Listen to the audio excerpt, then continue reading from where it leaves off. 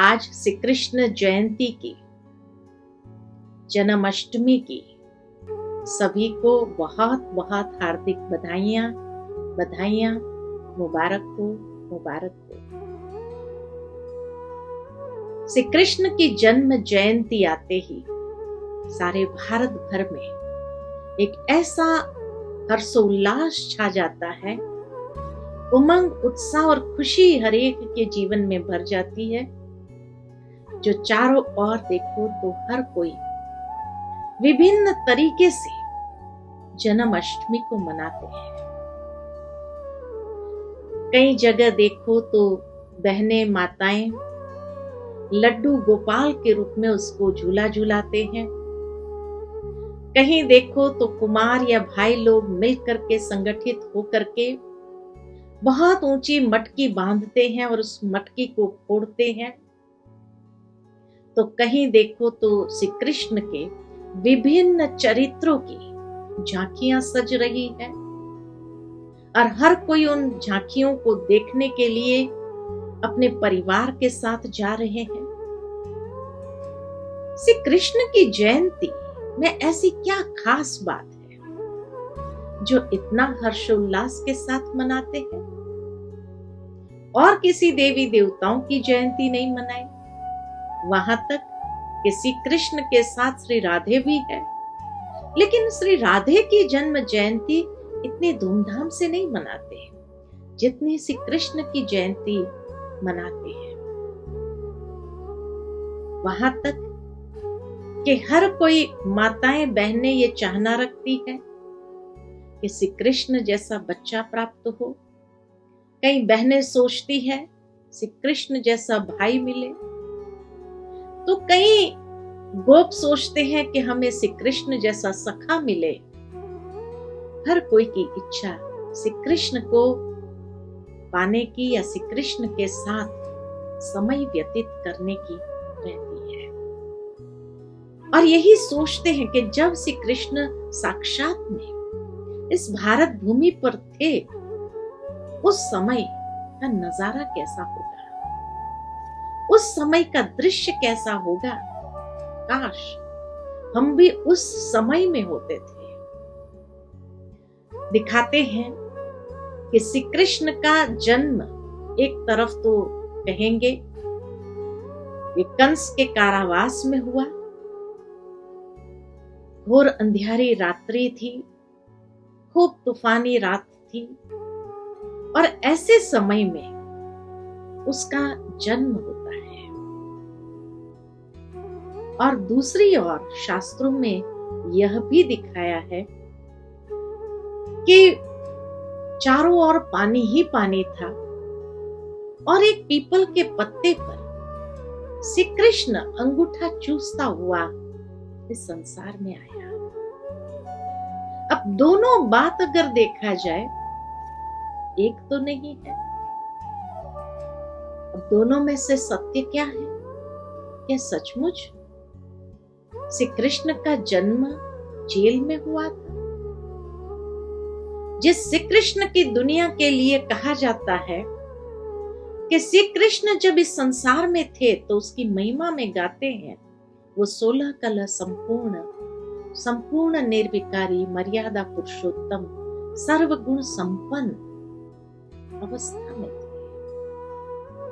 उस समय का समाज कैसा था?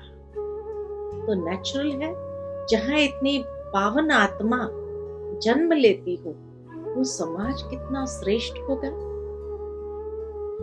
तो उस श्रेष्ठ समाज में सबसे पहली बात, क्या कारावास होता है? जेल होती है? नहीं, ये भी किसी बात का प्रतीक है या किसी बात की ओर संकेत कर रही है।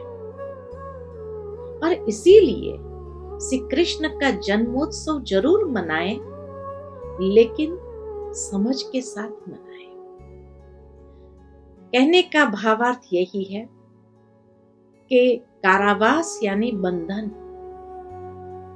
कलयुग के अंदर आज देखा जाए तो हर एक व्यक्ति के जीवन में कितने बंधन हैं और उस बंधन वाली बेड़ियों में बंधे हुए हैं। कारावास यानी अज्ञानता की अंधकार रात्रि, जहां विकारों का तूफान चरम सीमा पर था। आज चारों ओर दुनिया में अज्ञान अंधेरी रात है, जहां विकार चरम सीमा पर है, अनेक और बुराइयां छाई हुई है। हर एक मनुष्य का जीवन अनेक प्रकार की बंधनों की बेड़ियों में जकड़ा हुआ है।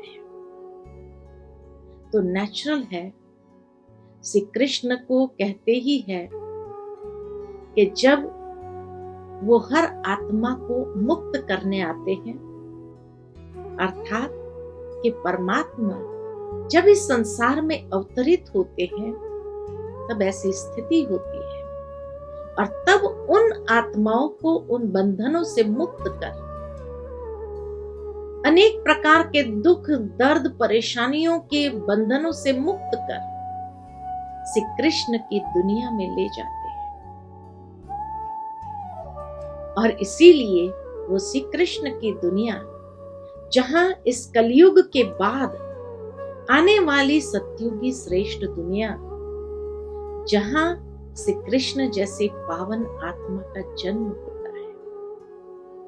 इसीलिए दूसरी ओर जो दिखाया कि चारों ओर पानी ही पानी, और ऐसे में एक पीपल के पत्ते पर श्री कृष्ण अंगूठा चूसता हुआ इस संसार में आता है।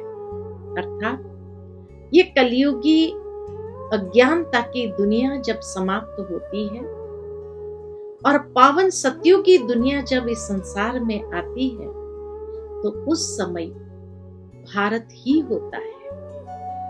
बाकी चारों ओर दुनिया जलमय हो जाती है, लेकिन भारत खंड अविनाशी माना जाता है और अनेक आसपास के देश जो है भारत खंड के साथ जुड़ जाते हैं।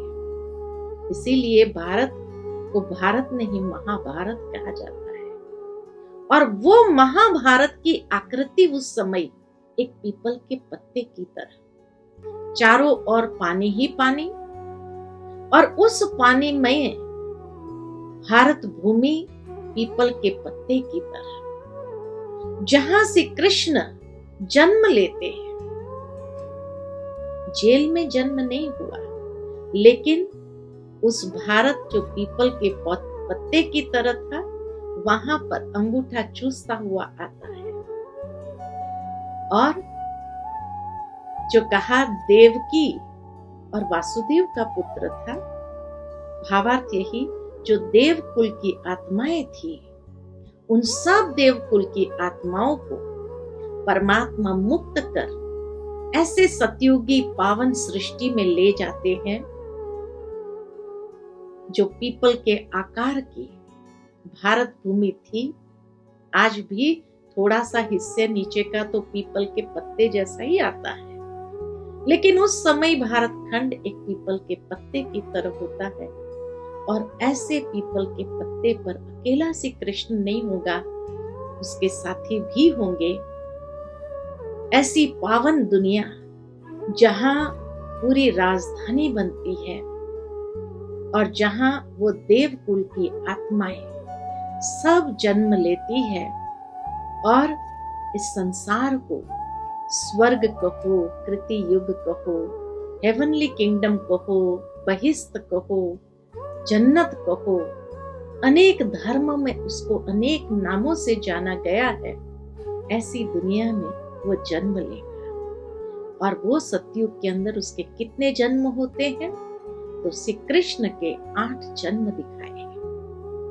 8 जन्म होने कारण और हर जन्म इतने श्रेष्ठ होने कारण उसकी जन्म अष्टमी मनाई जाती है। अर्थात 8 जन्म की जयंती हर भारतवासी मनाते हैं, क्योंकि ऐसी पावन आत्मा, ऐसी श्रेष्ठ आत्मा कि जन्म जयंती मनाने में भी हमें इतनी खुशी होती है, या उसमें से प्रेरणा प्राप्त करते हैं कि ऐसी दुनिया में हम भी जाने के योग्य बने, हम भी उस दुनिया में जाए जहां सब आत्माएं इतनी पावन, सर्वगुण संपन्न, 16 कला संपूर्ण हो।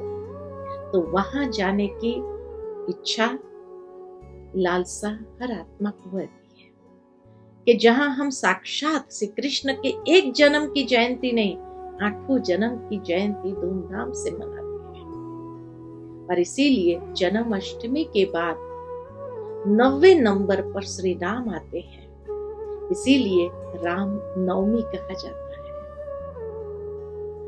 8 जन्म की जयंती फुल हमने मनाई, उसके बाद 9वें नंबर पर श्री राम आए तो राम नवमी कहते हैं। श्री कृष्ण के लिए ये भजन गाते हैं, श्री कृष्ण गोविंद हरे मुरारी, हे नाथ नारायण नमः वासुदेव।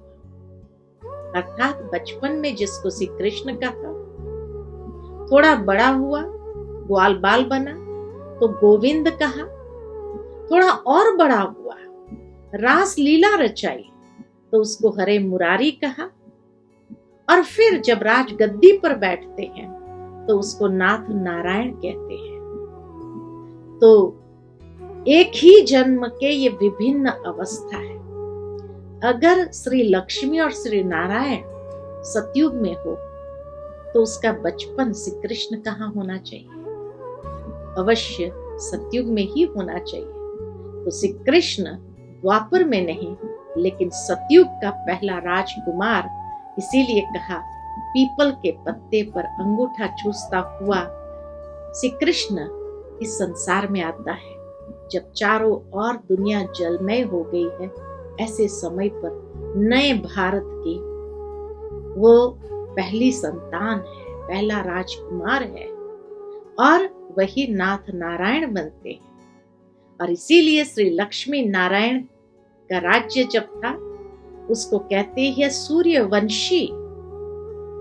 और जब पूरा सतयुग सूर्यवंश बन जाता है, सूर्य के समान चमकती हुई आभा मंडल में हर कोई आत्मा 16 कला संपूर्ण स्थिति में है। और फिर जैसे सतयुग से दूसरा युग आता है, त्रेता युग, तो वहां चंद्रवंश आरंभ होता है। इसीलिए कहा जाता है श्री राम के पूर्वज सूर्यवंशी थे, परंतु जहां से श्री राम आए वहां से चंद्रवंश आरंभ हुआ।